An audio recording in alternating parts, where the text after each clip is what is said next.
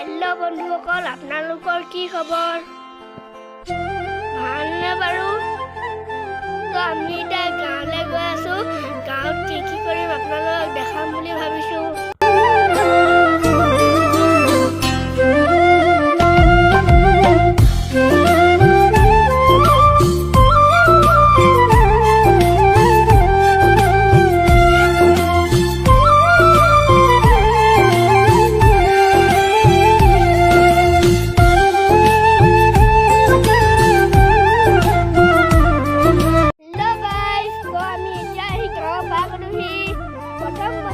চিনাকি মোৰ লগৰজনীয়ে পাৰিছো।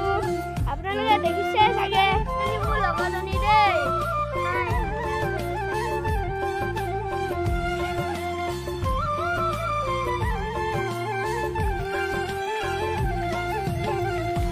এইবাৰ আহিছো পথাৰৰ ফালে।